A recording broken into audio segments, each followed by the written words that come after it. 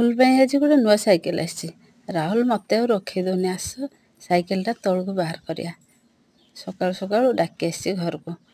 ତାପରେ ଆଜି ସକାଳୁ ରଥ ଆସିଗଲା।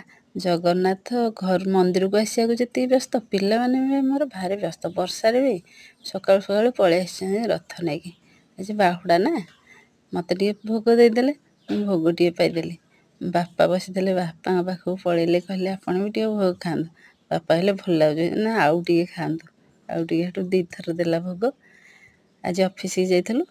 ଅଫିସରେ ଅଡ଼ିଟ୍ ରିପୋର୍ଟ ଦେବା କଥା। ଅଡ଼ିଟ୍ ରିପୋର୍ଟ କ'ଣ ଦେବି, CIF3 ତ ମୋର ହେଇପାରିନି। ମ୍ୟାଡ଼ାମ୍ ଆମର ବହୁତ ବଢ଼ିଆ। ମ୍ୟାଡ଼ାମ୍ ଏଥର ମୋତେ ସବୁ ଫର୍ମ ଜେରକ୍ସ କରିକି ଦେଇଦେଲେ। ଏମାନେ ସବୁ ଅଡ଼ିଟ୍ ରିପୋର୍ଟ ପ୍ରିପେୟାର କରୁଛନ୍ତି। ଅଡ଼ିଟ୍ ରିପୋର୍ଟ ପାଇଁ ସବୁ MBK ମାନେ ଯାଇଛନ୍ତି ଦେଇକି ଆସିବେ ବୋଲି, ଅନଲାଇନ୍ କରାଯିବ। ଇଏ ହେଲା ମୋର MBK ଆପ୍ ଯିବି, ମୁଁ ଅଡ଼ିଟ୍ କରିଛି। ତେଣୁ ଆର ମୁଁ ପ୍ରିପେୟାର କରିବା କଥା।